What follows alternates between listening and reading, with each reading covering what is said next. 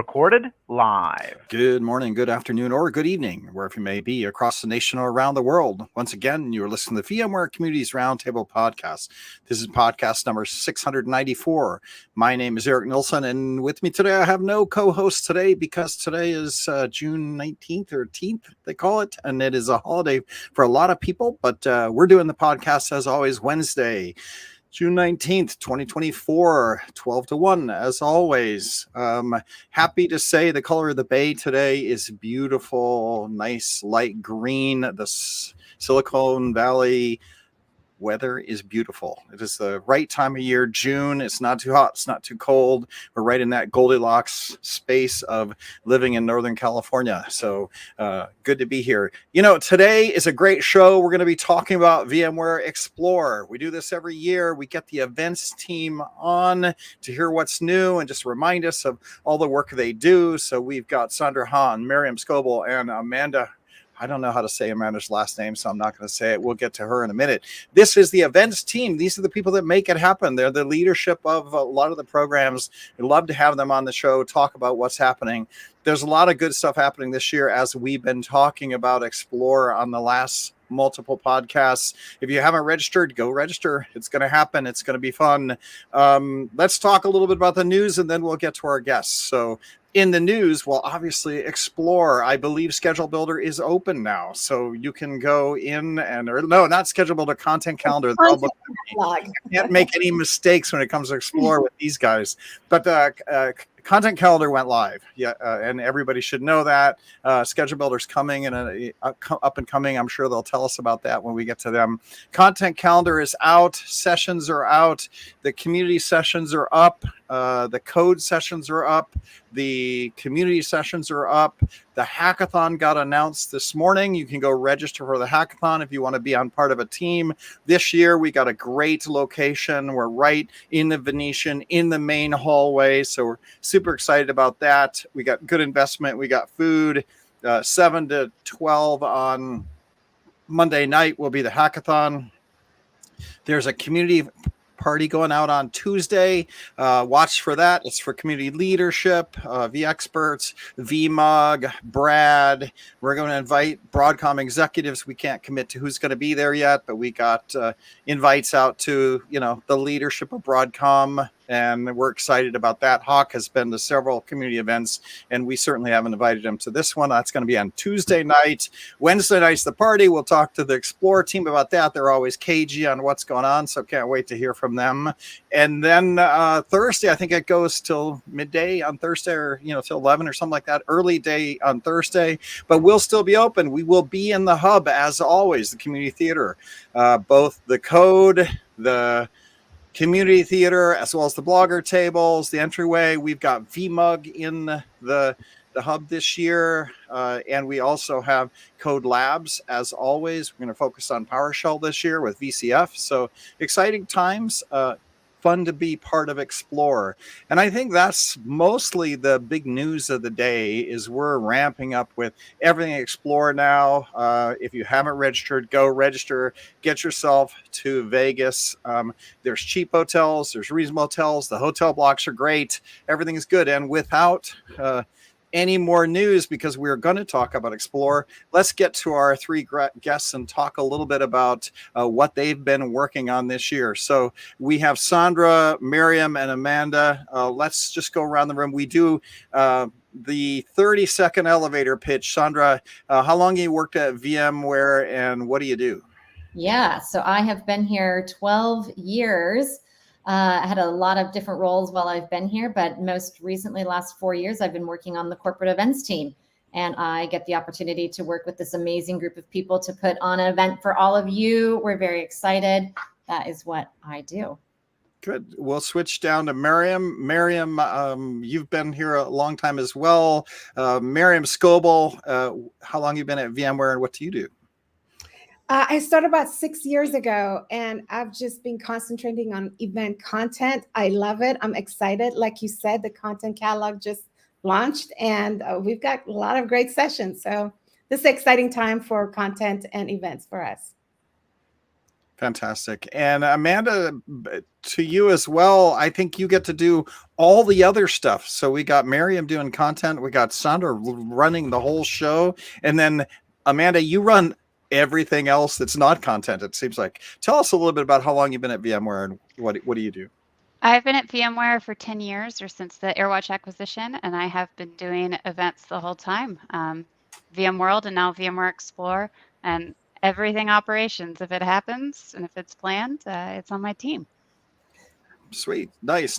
So the first thing that I noticed and I'm just going to hit you with some questions, right? You guys can answer however, is that today Duncan Epping announced kind of his favorite sessions. He put together a session list. And sometimes you'd have to go over to Yellow Bricks and look at his blog to figure out what he was saying to people. This year, he seems to have something new, which is a published list of his favorite sessions, which is on the website. It seems like it's part of the website. Can any of you talk to us about what that is? Because that's super cool. It's part of the Explore website. If you go to vmware.com/explore, it seems like people are able to now publish on the website some of their favorite content. Yeah, what you're talking about is targeted agendas. This is what we have provided to most of our stakeholders internally, and they can put together a static website of all the sessions that they like. Duncan has been doing that for many years. He has a lot of followers. He's one of our most popular speakers, and we are happy to have him back. And he does put together a list of sessions that are top of mind for him. So many other of our speakers and booth staff and our own event team can put together a targeted agenda, but this is a way of showing everybody the sessions that you're excited about. That's really neat. And I know that Frankie on our team who runs the hackathon built a code version, right, of that and has published that, and we're tweeting that around. So I think that's super cool. I saw that today, and I just want to do a shout out that, like, every once in a while you see something that's new and you go, oh, wow, like, where did this come from? And maybe you've been doing it in the past, but I know that this is like something that I hadn't seen before. So it came across my sheet. So Maryam, I'll go to you first. Like, how many sessions are there this year? What can we say about the number of tracks that are actually happening? Because obviously people come to get the latest information. So why don't you give us a little bit of highlights of what it looks like from a session perspective? Sure. Like we said, the content catalog just launched. We have over 400 sessions listed, and that list is growing. We have a second round of acceptances going out on July 11th. And as more customers and partners and speakers come on, so those numbers are increasing. We expect to have well over 500 sessions when we get to on-site and maybe more. And like you said, there are different kinds of sessions or session types. There is the theater sessions, the community sessions, there's hands-on labs, there's meet the expert sessions, breakout and panels, tutorials, you name it, we got it. There's all kinds of different types of sessions. All these sessions are under 5 main tracks as we've had in the past. And happy to answer any other questions. Nice. So I saw the typical tracks, VCF and, edge networking, basically following along with Broadcom's now divisions, right? That are there. But then there's innovation. So I noticed there's a lot of innovation content I've seen come through on the codes submissions. What does innovation really come down to? So like you said, yes, we do have 5 main tracks: cloud infrastructure, software-defined edge, networking, security, and load balancing, and modern applications, and then innovation. Innovation is the track where we include everything that doesn't fall under the other ones, right? Tracks, but it includes private AI, includes career development sessions, it includes community sessions, includes technical sessions where they're not really a product for it yet, but we're hoping to explore that market. So this is one of the most exciting tracks, and we have a lot of great sessions there that I implore our attendees to check out. Well, I think one of the highlights for me, at least, of the innovation track is our Explorer keynote, right? Where we bring in external speakers to really just give a different perspective on what it means to be an explorer. Last year, we had a great session with three incredible speakers, and we're looking forward to presenting an Explorer keynote again this year. So innovation, as Maryam said, is a pretty wide, but also very exciting track. And we're looking forward to sharing more on Explorer keynote when the time is right. Nice. So Sandra, we talk about it being in Vegas. We're still in the Venetian, the whole event as a whole. Are you guys seeing it being the same size as last year? I mean, Broadcom now owns us. What do you think is going to come? Is it going to be very similar to previous years? What's you guys' objective here? Yes, thank you for asking. No, we attendees can expect what they saw last year, right? We launched, as Amanda alluded to, Explore as a new event in 2022, and it continues to have the same look and feel and experience, and our attendees can expect just more of the same. But as always, right, we're innovating, we're bringing new elements to it, but we should expect a full house, as Maryam said, an incredible lineup of content, all of the fun that you can expect. So yes, while we are under a new name, from a company perspective, the event remains the same. It's Explore. We're super excited to bring it back. I mean, it's happening in Barcelona in November, and we're just, we're thrilled to be able to bring this to everyone in the same capacity as they've come to expect. Yeah, I would say that I feel like this year was even better than last year from a working with you guys, and also the content that I've seen come through has been very smooth, and then the community engagement has been better, right? Like you guys are doing more. I feel like the hub has more energy this year. Spring has a theater. The Spring Java engineering kind of teams have got their own space now, and it just feels like there's more community than there was in previous years. And I don't know if that's been intentional or whether that's just the way I'm feeling.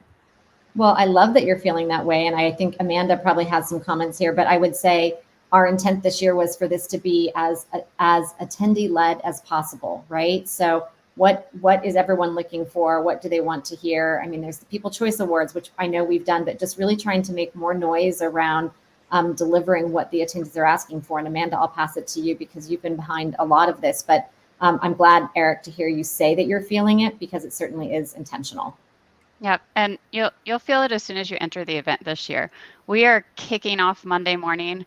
I know if you've been there in previous years, sometimes day one didn't start till the afternoon. We are ready for you, 9 a.m. Come register before that. Hands-on labs will be open. The community will be open. The full hub will be buzzing. Every track will have sessions going on. And then I want to personally thank whoever changed the schedule a little bit in opening it up early Monday and then ending it early Thursday. So if you're coming from the East Coast, you can actually get a flight home, and get home at a reasonable time, like midnight or something like that. If you're going east, I always felt like dragging it late into a Thursday evening thing and not starting Monday where everybody flies in on Sunday. Like, this is great. I love the new format. Everybody's like, why wait? And I'm like, wait, no, this is really good. And when I say it, they go, oh yeah, that actually is really going to be better. Right. So I noticed that. Sorry, I cut you off, but that's okay. I'm glad you noticed it. We've talked about this amongst ourselves, so how better this is for everybody involved. And we're following what attendees are doing. Like you said, everyone's coming there Sunday night. We're just trying to make the event what all of you, the community, wants it to be. Right. Nice. Amanda, so, you own everything else, right? Like, how is the expo going this year? Are vendors participating? Are you guys happy with what you're getting with regard to the ecosystem? I know Broadcom has taken over. There was an ecosystem disruption in January, February that we've talked about in the podcast.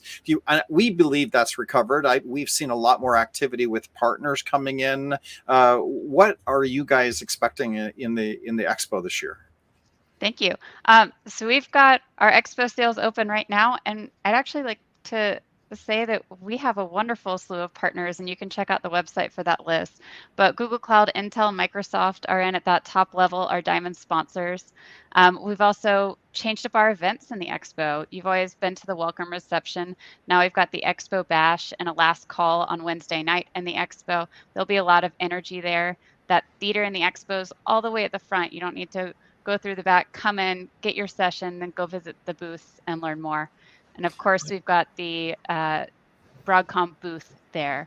So So I can after you go to the understand that. sessions, So you're saying, all right, so there's something on Wednesday night in the expo hall that we've never done before. Are we still doing the hall crawl on the Monday evening as well? And then now you've added a back end, or did you shift that to a different time? Yeah, so the hall crawl is now something we're calling the Expo Bash. It's a pub theme.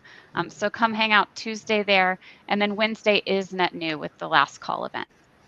Oh, all right. So so Tuesday and then a last crawl. This is where you can run around and get all the extra free stuff for your kids, right? Like, you're like, wait, I didn't get enough of tchotchkes to take home to my children. That sounds good. So, Maryam, I'll come back to you. When I was looking at the code submissions and the community sessions, we counted them up, and even the experts, it feels like there's a lot of AI sessions happening, right?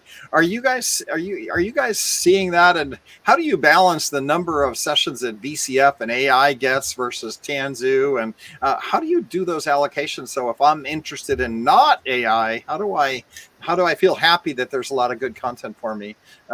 Is there strategy behind that, or you really let the BUs decide what they're going to use slots for? Now we just put a big bowl and we just start drawing. It's the fun way. No, of course it's strategy. We start planning the event months before. We have internal discussions with all of our stakeholders, all of the BUs, as well as our executives, as well as, and Amanda and Sandra pointed out to that, we hear what attendees want to see and experience. And so it's a mix of all that. We do, the content team conducts like focus groups with our experts, with our VMware group, with our alumni. So it's a mix of hearing what everyone has, and then putting an allocation of what the sessions did last year. Let's look at the surveys. What did the attendees wanted to see? What is the company strategy this year? What are the division stories that they want to tell? And put that all together. We have meetings every week with all of our content stakeholders. So there's a lot of planning, there's a lot of strategy, there's a lot of listening and taking in and making that as a team, as a company going forward, and involving, like you've all said, our community. There's a focus on the community from internally and externally. So not to put you on this. Oh, go ahead. No, I was just going to say, I think you're seeing a lot of AI because it's top of mind, right? It is, there is no conversation we enter into anymore where that is not a piece of the conversation. So again, I think the content is truly reflective of where the market priorities are and what people want to hear about and learn about. So you are seeing a shift right from last year to this year. And again, reflective of where we see attendee interest and where we see market conversations going. So, yeah. Yeah, that's good. And when we used to survey for VMUG user cons, everybody said, get back to the data center. Give us stuff, like, I know you want to talk about cloud, and you want to talk about all of other stuff, but we also want to talk about what I have to build in the data center. And AI is one of those things that people are having to build. So it is good. Maryam, how many session submissions do you get that you have to reject? So we can do a shout out to people that did submit and acknowledge their pain of not getting a session. You still could get a session because there's a second wave, but how many of these things do you actually have to process every year? So for VMware Explore Las Vegas, we received over 1,200 sessions. And as I mentioned, there's a few hundred that we can accept, but we put a lot of thought into that. And we do have another second round of acceptances going out. There's a lot of meetings internally looking again at what the attendees wanted to see, and sometimes combining a few sessions and together to get the message out. But there's a lot of different session types. It might not be a breakout, but the submitter might have submitted as a breakout. We look at it and say, well, maybe this is a better at the theater, or maybe this is a top technical session that should be a tutorial. So there's different types. But yes, we do receive over 1,200, and time and space in life are limited. So we do try our best to accept all the very best. And if we have to make a painful decision, we'll ask them to look at submitting for other events that we are holding. So yes, we're always trying That's our true. best. There's always more places to present. I know that you guys sent us out, because we run the community theater. You guys sent us the rejection spreadsheet, or the spreadsheet. It wasn't a rejection spreadsheet. It was a spreadsheet of all the sessions and which ones were accepted, which ones were in review, and which ones were declined. We looked at the declined ones, and then we picked up some of them that we thought would be good community talks, right? So even after it was declined, there was a kind of a rescue process that you guys have in place to send it to us and some other people that run the smaller theaters to see if maybe, it would be a fit for us, right? And we did pick up, I think, maybe 7 or 8 different sessions that were on that list that we were like, well, this one's really sounds fun. It might not be something big for a big session, but there were some really cute ones that were like, oh, we love that title. We love what they're trying to say. We can get them a community session. So thank you for doing that. And thank you for working so hard on, making it being like a democratized process, right? I don't feel like, if you submit a session that, it's only the big people that are going to get sessions. If Duncan does it, he's going to get all his sessions. And no, it's actually really well run. So I appreciate that. Amanda, hands-on labs, we hands-on labs is always one of those big things. You go to sessions, you do a couple labs, you catch up on your certs if you can.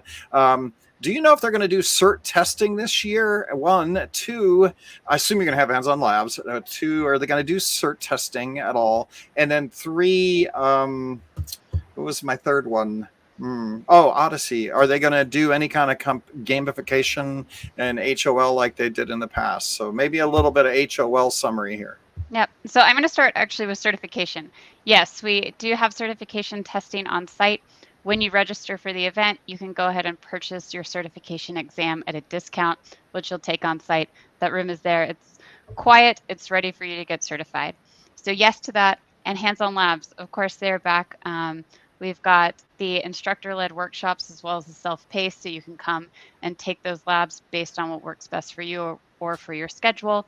As far as Odyssey, what you saw last year was its own build-out. It is more incorporated into the hands-on labs and the self-paced labs area this year. Oh, okay. So yeah, so if you're doing self-paced, you can kind of participate in some of the Odyssey type stuff, right? Yes. Gamification. I've been playing Pokemon Go lately. My kids have a niece who's like 6 years old, and she's playing it like crazy. And we got into playing it. And I remember, in the old days for Explore, there was the one social platform that you could become mayor of an area, and we did kind of mayors of that kind of stuff. So gamification is also fun, and I know that we're going to do some gamification. There's a VMware rewards program, and I know there's going to be some kind of a gamification. Are they going to be backpacks? What's the gamification story this year? Well, first of all, backpacks are what all of our attendees get. So if you haven't seen the backpack, you can check it out on Twitter for our backpack reveal. Every attendee who's registered will get a backpack. So your prizes are going to be something else. Our rewards team is thinking through that, and you'll be able to stop by and check them out in the hub and see what you might be able to win. I probably know more about that than you do, just because that team reports into my boss, right? So I've been watching it. We're going to have some cool stuff there. The best thing about that is that I know they're doing a coffee bar. Right. So if you come in and you get in the gamification because you like playing, gosh, I can't remember that game where you used to be the mayor. But if you like gamification and you have fun, we're going to publish what you can do this year. We've never done that in the past. We kind of just wait till the event. This year, we're going to try to publish what you can do to run around. And last year, they were giving away these cool pencils that you could plant them in your garden and they'd make a tomato plant. There's just fun things like that they have. But more importantly, they have an espresso bar. So if you run around and get your chips, you can collect them and then go get yourself a coffee or a nice espresso or, a caramel latte. Like, that's what I like, right? So it's like you got a lot of fun elements to that in the hub. And so looking forward to that. And of course, the backpack. We should figure out where that is. Julia, if you're listening, go find the YouTube thing and we can put it in the comments if you happen to be listening to this. So that's good. Let's see. So we've been through... got hands-on labs. There's usually a spreadsheet of evening activities that we usually will publish. I don't know if we've worked on that yet, but I'm assuming we're going to do another one. We'll get that out. You guys probably don't know anything about that, but normally we put it together and then you put it up on the website for us. So we're going to work on that, get that out. I know there's going to be evening parties. And speaking of parties, I assume there's going to be a Wednesday night party as always. The party is back. And once again, we're thinking about what you guys told us that you like. We know you don't want to be rained on. So the party is inside and we're going to have a band. A band. So inside party, is it going to be somewhere in the Venetian or do I have to take a train somewhere to get to it this year? No, you can walk down the hall onto our main stage. We will be there. Nice. Yeah, so you're going to transportation required. Right. You know, it's funny because we've done the Pinball Museum for the V-Expert party over the years, and it's a trek now. When we were down at the what's the hotel down at the end of the strip that's Mandalay Bay. Mandalay Bay, yeah, water themed. That was okay because the Pinball Museum was right across the street. But now when we're up in the Venetian in the highbrow end of town, right, like the beautiful hotel, it's a trek to get down to that other end. It's a trek to go there. So a feedback we've gotten is, hey, move the community party up near the hotel. So we're doing it in the Black Tap in the Venetian. So you guys have got the same thing with the hackathon. We're just doing it on-prem. So if you get there, you don't need a car, you don't need to do a bus. You're just in a place. And of course, the Venetian's a beautiful venue, right? Like it's one of my favorite hotels. That and the Palazzo is nice. And if you want to be on a budget, Treasure Island's across the street. And if you really want to be on a budget, you can go to Excalibur and then walk your way up the street. But super cheap places to go. So you're talking about the party Wednesday night. I assume some snacks and food and things like that will happen at the beginning of that, and then you're going to give us a music performance. So are we allowed to say who the band is yet? I know it's always a quiet thing. You're never willing to tell us, ahead of time. Today is the day for our announcement. So we're thrilled to have you guys come rock out with us to the tunes of Jimmy Eat World. Whoa! I don't want to sing it, but everyone else is welcome to start singing The Middle or Pain or whichever your favorite song is from the early 2000s. Nice. I see they're on StubHub. You can go get tickets for them in their events. Let's see how much they're charging for tickets everywhere on StubHub, because that's a great band. I gotta say that I am $150 for good tickets. So there you go. Just that alone will be fun, just to go see Jimmy Eat World. So that's fun. Great that you can announce it. I really do enjoy that we can talk about it ahead of time, because then we can talk about it in community. We can community people to meet up and meet us there. Good band. I don't know any Jimmy Eat World tunes, but I'm gonna. You do. If I start singing, you don't want to hear me sing. You will know immediately. That's how it is. I know all the songs, but don't know the band names. Right. So that'll be fun. So Jimmy Eat World, we got that going on. So that'll be fun. And it's on-prem. Everybody's in there. The other thing I would say is, what are the hotel? I think I saw the hotel cost room nights were super cheap. Like I want to say like $175 or something like that a night. And that, I feel like when I go to Vegas outside of an event and I try to get a room, me and my wife wanted to just go for a weekend for Vegas, and it was like $400 a night for some of the high-end luxury rooms, like what you're getting in the Venetian, right? The beautiful sunken living room. You guys have blocks of rooms this year, right? I assume you were able to get some, because when I went and registered, there's good hotels on the list, right? Yep. So we have a large block at the Venetian. It is only accessible to those who are actually registered for the event, and you will get that rate of $169. I checked their normal rate. It's $338 if you are not registered for our event. So everyone else there is paying something higher. Come get your suite at the Venetian after you register. Yeah, this is kind of if I were you, I would definitely consider bringing your significant other if you could, or if you got a friend or whatever, just because that's such a beautiful hotel. And really, yeah. Amanda, can you share real quick the deadline for Hotel Reg? So make sure everyone registers soon, because that rate does go away at a certain point. So if you want in, I think I know the deadline. July 19th. That's what I thought. Okay. July 19th. So, that's forever from now, right? Like you want to register then, because you want your hotel And you need to be registered before scheduling goes live so that you're getting your best sessions. So over this Yeah. next month. So, and we do have to fix my faux pas, which is, when is Schedule Builder going live? And it's a big deal because everybody needs to know, because you want to get in and get your slot for your favorite sessions that are happening. You know, if Duncan puts a list out, I guarantee you, but 3 hours after Schedule Builder starts, those sessions will be booked up. Now, I know you guys open up new ones. Sometimes you do repeats for popular ones, but when is Schedule Builder going live? That's July 16th. July 16th. Okay, so there you go. July 16th, which is a little under a month away. You can get yourself a ticket, get yourself ready to go there. Everything looks good there. So let's say we've got the venue. Now we get to the one that I know you're not going to tell me, because this is just what you're not going to do. But I'll ask the question anyway. Keynotes. You mentioned that there's going to be a keynote, of an innovative keynote. That's good. Can you say anything else about the keynotes? Like who, what, anybody? Happy to talk about general sessions. So I think, we are following a similar format from what you've seen in the past, right? There will be a general session keynote taking place Tuesday morning at 9 a.m. You can expect to hear from our CEO, Hock Tan, along with other members of leadership. You can expect to hear from our customers and other, other industry and industry leaders. So I'm not going to say much more than that, but again, expect, as always, a keynote from 9 to 10 on Tuesday morning. And we get asked the question a lot, and you will be hearing from Hock Tan during that session. Like I said, along with other leadership that you would expect to see joining us, customers, all of the goodness.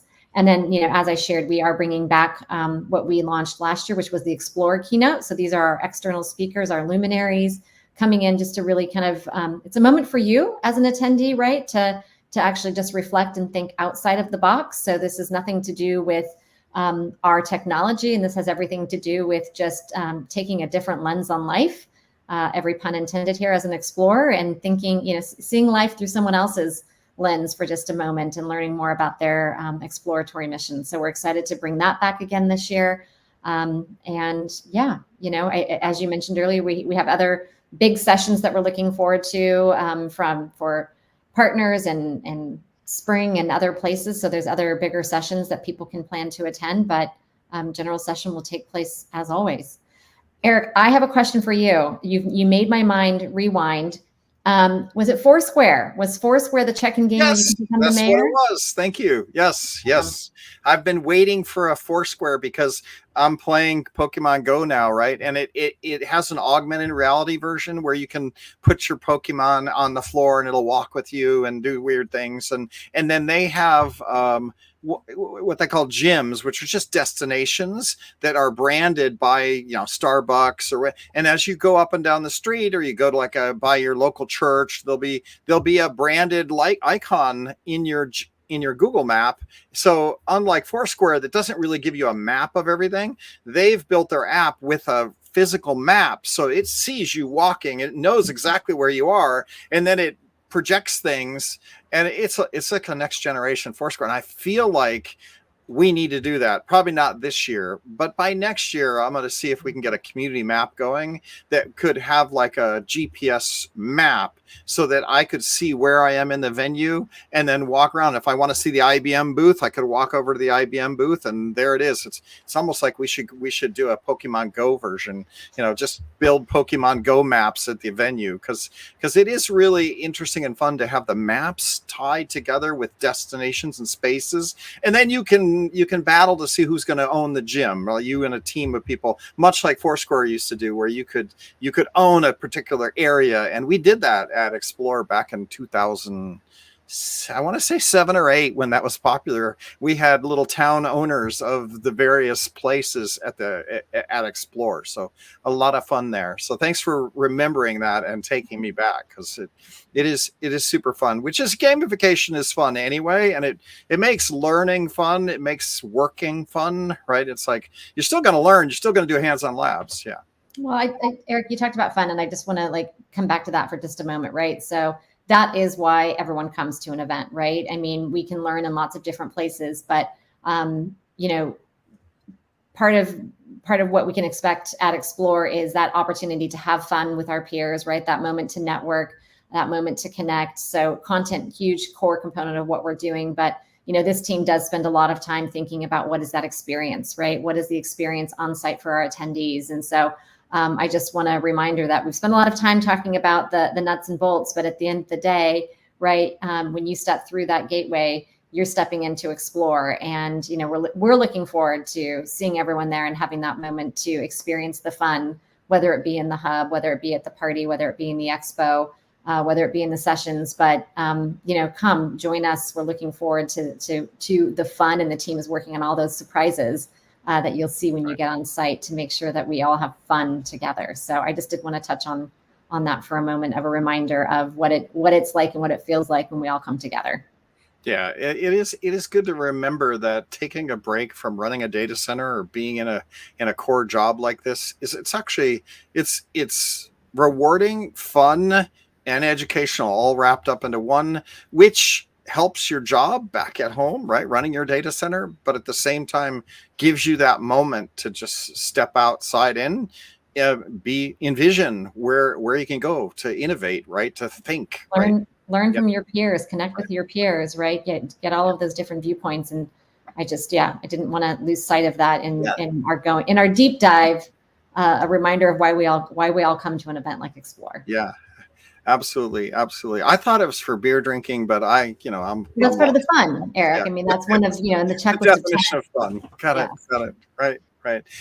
As we come to the end, as we do 45, 50 minutes here, I do have to say that, Broadcom is a different environment, a different cultural environment. We're merging VMware with Broadcom a little bit, right? And I feel like Broadcom brings an efficiency that we haven't had for a while. Like, we have been very kind of feed the turtles kind of space. Like, we've done all kinds of stuff, Bitcoin, blockchain, this, that, then they're like, I feel like with Broadcom culture, we haven't thrown a lot away. We still have a lot of fun, but we have focused more on our products and our core technology, and the technology aspect seems to be, I think, more front and center than it ever has been, right? Like, I kind of like that. I like the new merge of Broadcom and VMware together. I think they both brought really good things, and I see this merge. Are you guys seeing the same thing when you're operating the events across the year? Do you feel any changes? Or for me, it feels good, right? I feel like, and we've heard a lot of people complain about pricing and systems changing on them and finding their new rep and so forth, but I feel like I like the outcome of what's actually being produced, right? And I don't know if you guys feel that way or not, but I'll go around the room and ask you guys that. Well, I would say I think that this team has always been efficient in what we do, and so so the change that the change for us is, again, I come back to what we are focused on is the outcome, and so what's the input to get to the output? The output's the same. This has always been a really efficient team, and so I just I really want to focus on what our attendees can expect, and so no matter how we get there. As a team, right, we're going to get there, and we're going to deliver the same experience and the same event that everyone has known to come to know and love. So I think for us, right, people ask, what do you do when the event's over? I'm like, we plan the next one, like we never stop, right? And so for us, there wasn't that distinct break between before and after, because we were already. Yeah. And there's other events too. It's not just Explore. It's like a continuous stream of events that are happening. If you work in the events team, you better have a nice suitcase, right? Because there are other events, but I mean, look, we're excited to talk about 2025. We're excited to talk about, so we're already working on that, right? So, for us, efficiency is key, or we don't get anything done. So, Maryam, you have content responsibilities, and the divisions all changed now. Did that affect you in harnessing content? And are you looking forward to, after Explore, making changes to make it even better than it was before? I think, you talked about change, but there are certain things that remain the same. And it's that everyone that I work with, they care about customers, whether you are legacy VMware or whether you are Broadcom. we care about, and Amanda and Sandra has mentioned, we care about what customers, our attendees want to see. And there's investment in that. And there's a real passion to bring that great technology, great innovation, great features, what we are doing here, and share it with our customers. So I see a lot of the same as that passion and compassion towards our attendees and what we want to share, and how we're innovating and how we can help our attendees improve their careers, help their company save money. That's what I see. So in that way, we have a lot of great content. We listen to our attendees. They want to network. There's a lot of networking opportunities, but I come from the side of content. There's great content. We heard like the attendees wanted to see more deep technical content. We don't have tutorials just on Monday. We have it all throughout. So that's the change. We have more community sessions because they wanted that networking. They wanted to hear from the community. And there's great break. And there's some of the same, like we have great sessions on vSphere, and we have great sessions on the modern application tracks. But then there's the innovation track with all the new things that's coming. So there's a good mix of everything. And finally, Amanda, as we run into finally post-pandemic, I got to say your job must be getting easier, because I feel like the whole infrastructure hotel stuff is lightening up now.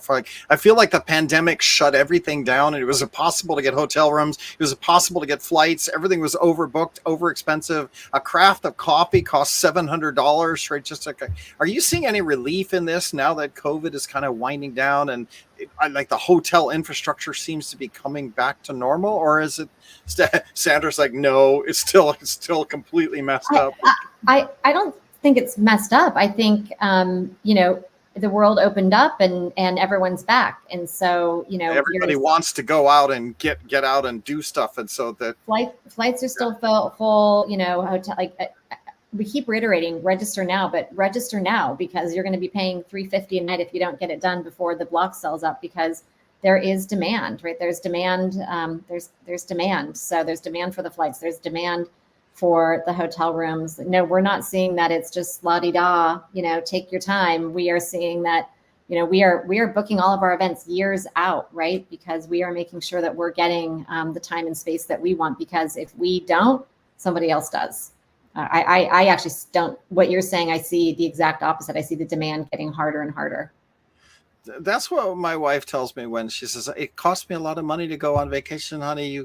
Look, I'm like, why is it so expensive? I thought this was all over, right? So Amanda, what do you see are, what's happening this last 5 minutes? I'd like to look at the future, right? And the future of organizing events like this, do you see it getting easier? What do you want to tell me about the future? I'll tell you that the future is always determined by what we hear from you guys this year. So yes, we've got 2025 in our sights. We're already planning it. Look forward to sharing more about 2025 soon. But a lot of it depends on how this year, what you tell us, what you liked, what sessions you went to. We want to see that buzz in the hub. Do we do it right? What dials do we need to turn? We're never just going to let go and say, okay, that was great. Let's just rinse and repeat. We've got to keep improving. So I'm looking forward to the future and how we can improve next year. All right. Another one of my things that I'll say is I feel like the food got better. Compared to because I've been here 19 years, right? And there was a year or two where it was sandwich boxes and barely recognizable sandwiches, right? I felt like in Vegas last year, the food was really good at the Venetian, right? Walk through the cafeteria, was there was a nice selection of good food. Do people still complain about the food, or have we kind of got that under control? I think our attendees prefer the food in Las Vegas to some other areas that we've hosted the events. We are great to have a good partner in the Venetian with a great chef there. That makes sense. Yeah, you're right. I think that most of my horror experiences was in San Francisco or other venues, right? Sometimes Europe gets kind of funky, but that's just because I'm American and I'm not used to their type of their food is different. Their lunches are definitely European. They're all thin and good, and it's a more healthy eating style over there. But well, I got to say the food in Venetian I look forward to. It's a nice lunch environment. You got a good food. You get in and out. The lines are not long. You just go in. It's really well done. So over the years, finally got that under control. And yeah, a good chef makes a difference for sure. All right. Well, we're coming up to the top of the hour, and we've been going for now 45-50 minutes. So we do live stream on V Barbecue, as well as I think we're live streaming on the Explore channels right now, Twitter, VMware Explore. We got to do a shout out. If you want to register, you go to VMware.com/explore, or you can just Google Explore, but it's www.vmware.com/explore. So go look at that, go register. That's where you'll engage with all the content. There is a blog, blogs.vmware.com/explore. You can go there and watch what we're talking about. So interesting stuff they publish there. And then there is a LinkedIn channel. You can go find it, a Twitter channel. The Twitter channel is just VMware Explore. So that's an easy one. Go give VMware Explore a follow. Tweet things out all the time, so go check that out. There's a Facebook, there's an Instagram, there's even a YouTube channel where we're live streaming this session right now. Lots of stuff going on.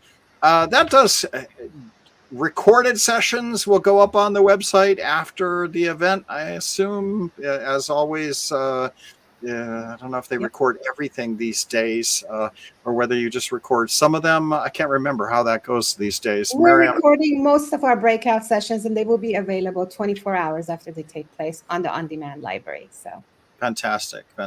And any live stream of the keynote this year? Don't remember if we've done that in the past. Yep, it's okay. Gen session will be live streamed. Yep. Oh, fantastic. I got to say, I love Hawk and his presentations. I've seen him several different times. So if you aren't getting to get to Explore, I'm sorry to hear that, but go watch the general session online. I'm sure he'll be fascinating, interesting to listen to. Plus all the other speakers that are going to be part of the Gen session are a lot of fun to learn, especially if you're operating a data center. Love the data center these days. So that's good. We're at the top of the hour. So let's talk barbecue. We'll go to Sandra. Where do you live? What region? What state? And what's your favorite barbecue in your region? Yes. Well, I'm coming to you today from Barcelona. Shocking, I know. But I live in the East Bay of California, and my answer never changes. It's Hazy Barbecue in Danville. Danville. Is it lazy, hazy, or what did you say? Hazy with an H. It's hazy barbecue. It's very hazy barbecue. We like to go on Fridays. They've got live music. We sit on the patio. We take the kids, and that's our barbecue wonderful. jam. Yeah, Northern California, can't beat it. My favorite place. Maryam, how about yourself? Yeah, like Sandra, I'm a loyal fan of South Winchester Barbecue in San Jose. So yeah, love it. Nice. And Amanda, I guess all of you guys are like near to Northern California. Amanda, are you in Northern California? Or are you in Austin? I'm not. Where are you? I live in Denver, but I am a Georgia native, so you're not going to hear anything but a Southern restaurant out of my mouth. There you go. So Southern Soul Barbecue in St. Simons Island, Georgia. There you go. Very nice. It is totally different down the south, right? Like, do they use a lot of sauces down south, or is it some of them drip the grease from one to the other? Like, what's their style down there? It depends on the state. If you're getting a dry rub, a vinegar base, a sweet sauce, and it sometimes depends on what half of the state you're in. So we were very particular there. Right. And I love my favorite side though is Brunswick stew, which I learned my Colorado native husband has never heard of when I took him there last weekend. Stew. Very fun. Yeah. Very fun. What is Brunswick stew? I got to ask before we go. Oh man. So you've got your meat, your corn, your tomato. It's a nice tomato-based, very barbecue-y, but a stew. All right, there you go. On 4th of July, we do a family chili cook-off, and everybody does their own. And I was trying to win, right? We have like 6 teams, and I took tri-tip and grilled it, and then I took corn and grilled it. Then I took green peppers and grilled it. Then I got a tomato base, and then I made it sound very similar to that, where you just put it all in a pot, and then it's just got corn and meat and sauce and smoky flavor. I lost because it didn't really taste like chili. It tasted like whatever the name is you just said there, right? Like it wasn't really chili. Just tell them it's Brunswick stew, Eric. Yeah, that's exactly right. Brunswick stew. All right. With that, guys, thanks a lot for spending your lunchtime with us on a Wednesday. Appreciate it. Thanks for all the hard work. We're excited to get there, see everybody, see you guys. Thanks again, and have a great rest of your day. Thank you. Bye. Bye.